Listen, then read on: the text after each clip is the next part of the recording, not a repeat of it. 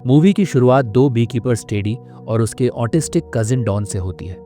दोनों साथ मिलकर मधुमक्खियों की देखभाल करते हैं। टेडी डॉन को समझाता है कि मधुमक्खियां अलग अलग जगहों पर जाकर परागण करती हैं और यही परागण दुनिया की ज्यादातर खाने पीने की फसलों को उगाने में मदद करती है। लेकिन अब वही मधुमक्खियां तेजी से मर रही हैं। कुछ लोग इसकी वजह पेस्टिसाइड्स, मधुमक्खियों का हैबिटेट लॉस या फिर बड़ी कृषि कंपनियों द्वारा मुनाफा कमाने के लिए प्रकृति से की गई छेड़छाड़ को मानते हैं। मगर टेडी का मानना है कि इसके पीछे इससे भी कहीं बड़ा सच छिपा है, एक ऐसा सच जिसकी खोज में वह सालों से लगा हुआ है और अब उसे लगता है कि उसे असली जवाब मिल चुका है। अब हम मिशेल को देखते हैं, जो एक बड़ी फार्मास्यूटिकल कंपनी ऑक्सलिथ की हाई प्रोफाइल सीईओ है।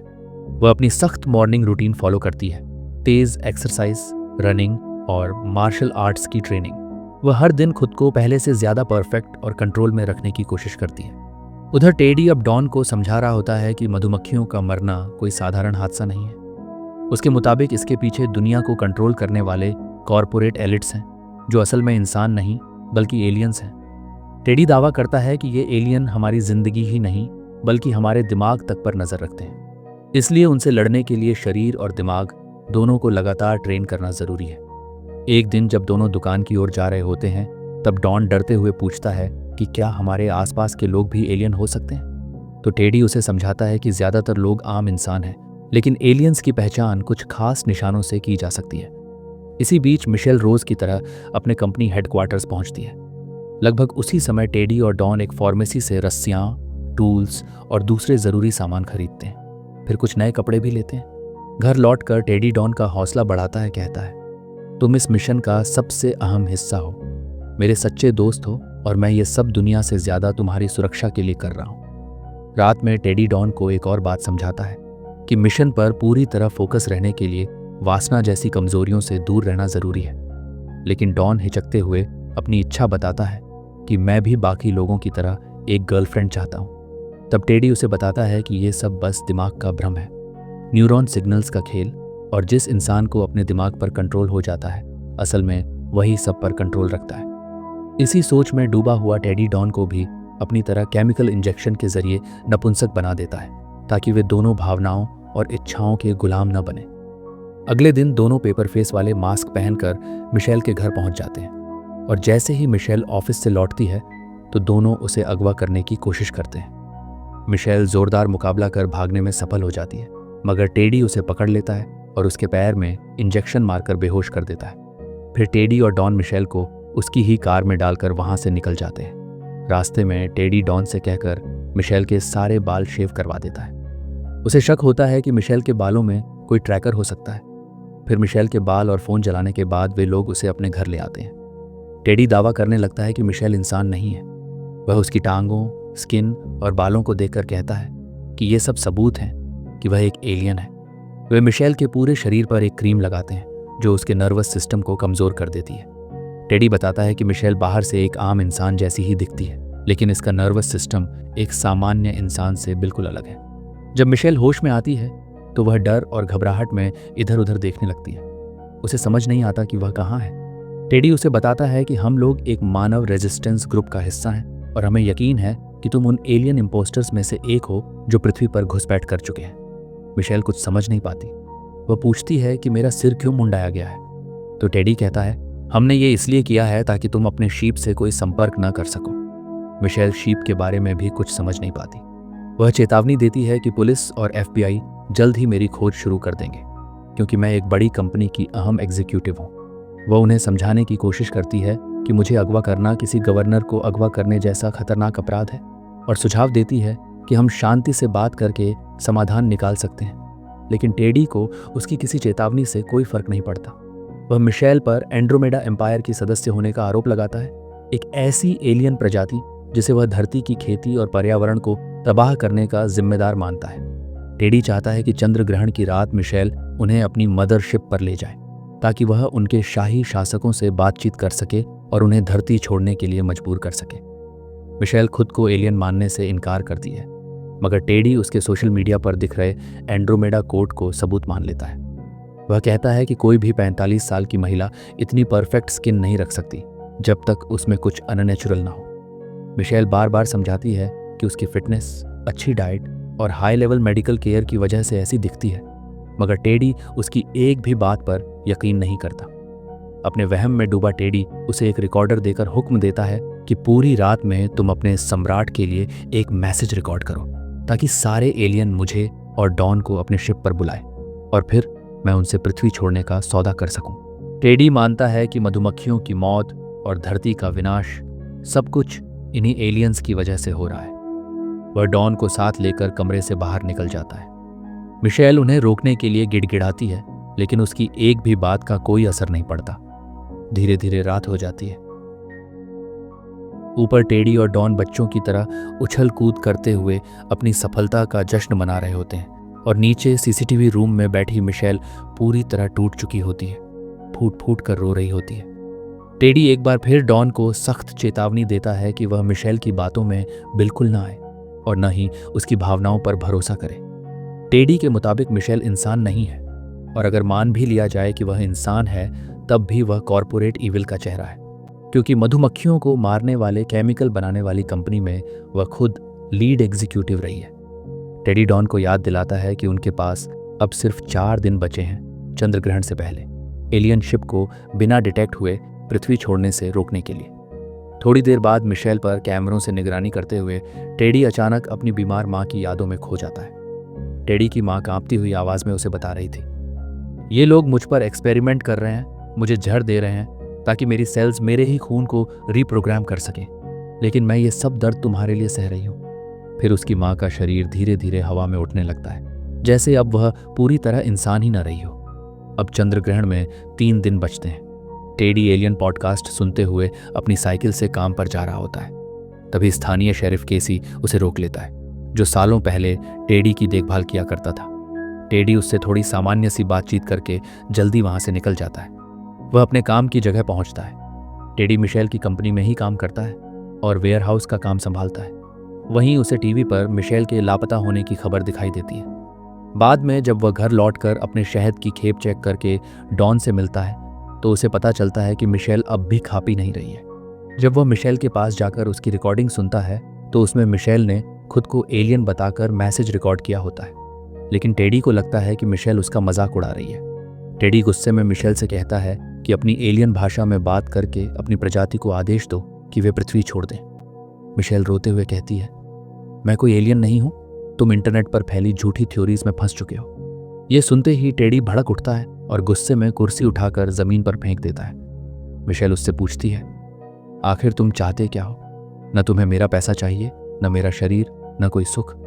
तुम सिर्फ एक बीमार हो टेडी, तुम मानसिक बीमारी से जूझ रहे हो। ये शब्द सुनकर टेडी पूरी तरह बेकाबू हो जाता है और गुस्से में मिशेल को थप्पड़ मार देता है।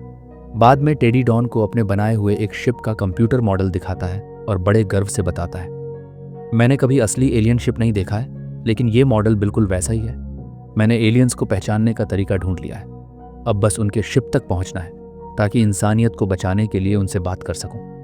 अब चंद्र ग्रहण में 2 दिन बाकी होते हैं। दोनों फिर से मिशेल को देखने बेसमेंट में लौटते हैं। मिशेल खुद को छुड़ाने की कोशिश कर रही होती है, लेकिन टेडी और डॉन के अंदर आते ही शांत हो जाती है। आखिरकार थक हार कर मिशेल मान लेती है कि मैं एक एलियन हूं और अब मैं बस इस सबसे शांति चाहती हूं। लेकिन टेडी फिर भी सच्चाई उगलवाने के लिए उसे इलेक्ट्रिक शॉक देने को बांध देता है। मिशेल बार बार कहती रहती है, मैं पहले ही मान चुकी हूं कि मैं एलियन हूं, लेकिन टेडी रेडियो तेज कर देता है ताकि उसकी चीखें बाहर न जाएं और एक इलेक्ट्रिक डिवाइस से मिशेल को शॉक देने लगता है। मिशेल दर्द से चिल्लाने लगती है। डॉन भी टेडी को रोकने की कोशिश करता है, मगर टेडी नहीं रुकता। आखिरकार डॉन बर्दाश्त नहीं कर पाता और मशीन के तार खींचकर उसे बंद कर देता है। आखिरकार टेडी भी रुक जाता है और उसे एहसास होता है कि इतनी ज्यादा बिजली का झटका अब तक कोई आम एलियन नहीं सह पाया है। इसका मतलब साफ है, मिशेल कोई साधारण एलियन नहीं है। वह मिशेल के सामने झुककर आदर से कहता है, मुझे पता ही नहीं था योर मैजेस्टी, मुझे लगा था आप बस एक सामान्य एलियन होंगी, लेकिन कोई सामान्य एलियन इतना करंट सह ही नहीं सकता। ये सब आपके रॉयल जेनेटिक कोड की वजह से है। उसी पल मिशेल को अचानक एक बात याद आती है। टेडी की माँ की हालत उनकी कंपनी की वजह से हुई थी। उनके बनाए एक फॉर्मूला में गलती हो गई थी, लेकिन मिशेल ने वादा किया था कि कंपनी अपनी गलती नहीं छुपाएगी और टेडी की माँ को ऐसी ही हालत में दुनिया के सामने रखकर उनके इलाज का पूरा खर्च उठाएगी। इस उम्मीद से कि एक दिन उनकी हालत बेहतर हो सके। चंद्रग्रहण में अब बस एक ही दिन बाकी रह जाता है। टेडी पूरे घर की सारी खिड़कियां ढक देता है, मिशेल को नहाने देता है और उसे एक रॉयल गेस्ट की तरह डिनर टेबल पर बैठाता है ताकि वह उसके और डॉन के साथ खाना खा सके। खाने के दौरान टेडी मिशेल पर सीधा आरोप लगाता है, तुम्हारी एलियन स्पीसीज ही मधुमक्खियों को खत्म कर रही है। मिशेल शांत होकर जवाब देती है, शायद तुम नियोनिकोटिनॉइड्स की बात कर रहे हो जो मेरी कंपनी बनाती है, लेकिन तुम्हारी रिसर्च अब पुरानी पड़ चुकी है। हाल ही में मधुमक्खियों की आबादी फिर से बढ़ रही है। मिशेल कहती है कि मधुमक्खियों का खत्म होना एक प्राकृतिक प्रक्रिया भी हो सकता है। ये सुनते ही टेडी का गुस्सा भड़क उठता है और वह जोर देकर कहता है, तुम इंसान हो ही नहीं। तभी मिशेल उससे कहती है, मैं भी तुम्हारे बारे में पहले से जानती हूँ, और टेडी की माँ का जिक्र करती है। मिशेल मानती है कि उसकी कंपनी के ओपियोइड प्रोडक्ट्स ने उसकी माँ समेत बहुत से लोगों को नुकसान पहुंचाया, लेकिन उनका मकसद मदद करना था। सब कुछ क्लिनिकल ट्रायल्स के तहत किया गया था और टेडी की माँ को उसके लिए पेमेंट भी दी गई थी। ये सुनते ही टेडी का दिल जैसे टूट जाता है। वह अपना आपा खो देता है और अचानक मिशेल पर झपटकर बेरहमी से उसका गला दबाने लगता है। मिशेल किसी तरह अपना बचाव करती है और टेडी का गला दबाने लगती है, लेकिन तभी पीछे से डॉन बंदूक के पिछले हिस्से से मिशेल के सिर पर वार कर देता है और मिशेल बेहोश होकर जमीन पर गिर जाती है। उसी समय उनके घर के सामने शेरिफ केसी पहुंच जाता है। वह मिशेल की गुमशुदगी की जांच करने आया होता है। डॉन मिशेल को घसीटकर वापस बेसमेंट में ले जाता है और बंदूक तानकर उसे वहीं रोकता है। शरीफ केसी टेडी को मिशेल और उसकी कार की तस्वीरें दिखाकर पूछता है कि क्या उसने इस औरत को देखा है। टेडी शांति से जवाब देता है, वह मेरी कंपनी की मालिक है, लेकिन मैंने उसे कभी पर्सनली नहीं देखा। फिर केसी पुराने दिनों की बात छेड़ता है जब उसने टेडी के साथ ठीक व्यवहार नहीं किया था। वह कहता है, मैं अब अपनी गलतियां सुधारना चाहता हूं। टेडी उसे बाहर ले जाकर अपने मधुमक्खी के छत्ते दिखाने लगता है। इधर बेसमेंट में मिशेल को पता चल जाता है कि पुलिस ऊपर मौजूद है। वह घबराकर डॉन से गिड़गिड़ाती है, प्लीज पुलिस को बुला लो, मैं तुम्हारी मदद करूंगी। मुझे पता है तुम टेडी से पूरी तरह सहमत नहीं हो। डॉन को बहकाने के लिए मिशेल झूठ बोल देती है कि मैं तुम्हें अपनी स्पेसशिप पर भी ले जाऊंगी, लेकिन डॉन उदास आवाज में कहता है, मैं टेडी के बिना कहीं नहीं जाऊंगा। फिर वह मिशेल से कहता है, टेडी से कहना मुझे माफ कर दे, मैं उससे बहुत प्यार करता हूं। इतना कहते ही वह अपनी ठुड्डी के नीचे बंदूक लगाकर ट्रिगर दबा देता है और मिशेल उसके खून से भीग जाती है। गोली की आवाज ऊपर टेडी और केसी तक भी पहुंच जाती है। घबराया हुआ टेडी अचानक केसी के चेहरे पर मधुमक्खियां फेंक देता है और एक फावड़े से केसी को मार डालता है। फिर वह भागते हुए नीचे बेसमेंट पहुंचता है, जहां मिशेल कांपती आवाज में बताती है, डॉन ने खुद ये किया। टेडी डॉन की लाश देखकर पूरी तरह टूट जाता है। रोते हुए वह डॉन के हाथ से शॉटगन उठाकर मिशेल पर तान देता है और गुस्से में चिल्लाता है, तुमने उससे ऐसा क्या कहा कि उसने अपनी जान ले ली। मिशेल उसे रोकने की कोशिश करती है और कहती है, मेरे पास ऐसी दवा है जिससे तुम्हारी माँ बच सकती है। वह समझाती है, तुम्हारी माँ का शरीर एक जेनेटिक पुनर्निर्माण प्रक्रिया से गुजर रहा है। 4-5 साल में वह प्रक्रिया पूरी होते ही वह ठीक हो सकती थी या मर भी सकती है, लेकिन अगर कुछ खास केमिकल्स दिए जाए तो वह अभी भी कोमा से जाग सकती है। मिशेल टेडी से कहती है, मेरी कार के ट्रंक में एक एंटीफ्रीज की बोतल रखी है, वही तुम्हारी माँ का क्योर है। बाहर जाने से पहले टेडी निर्दयता से मिशेल का घुटना तोड़ देता है ताकि वह भाग ना सके, लेकिन जैसे ही टेडी घर से निकलता है, मिशेल खुद को छुड़ाने की कोशिश शुरू कर देती है। आखिरकार उसे डॉन की लाश से चाबियां मिल जाती हैं और वह आज़ाद हो जाती है। टेडी भी अब मिशेल की कार से एंटीफ्रीज लेकर अपनी साइकिल से हॉस्पिटल पहुंच जाता है और एंटीफ्रीज को क्योर समझकर सीधे अपनी माँ की आईवी में इंजेक्ट कर देता है और बेसब्री से इंतजार करने लगता है कि वह ठीक हो जाए। इसी दौरान मिशेल टेडी के घर की तलाशी लेती है और वहाँ एक भयानक सच्चाई सामने आती है। एक कमरे में कांच के जार भरे पड़े होते हैं जिनमें इंसानी अंग सुरक्षित रखे होते हैं। मिशेल को टेडी के रिसर्च नोट्स भी मिलते हैं जिनसे पता चलता है कि टेडी पहले भी कई लोगों की हत्या कर चुका है जिन्हें वह अपने भ्रम में एलियन समझ बैठा था। उधर हॉस्पिटल में टेडी की माँ अचानक जोर जोर से कांपने लगती है और कुछ ही पलों में मर जाती है।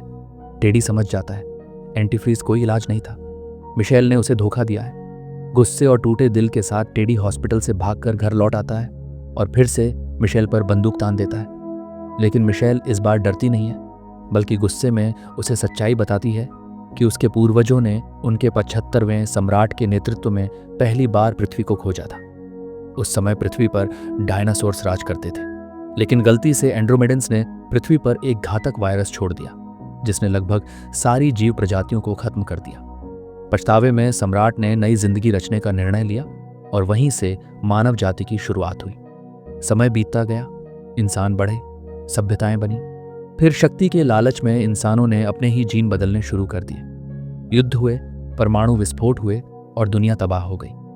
कुछ लोग ही बचे जिन्होंने एक विशाल जहाज बनाकर सभ्यता को दोबारा शुरू किया।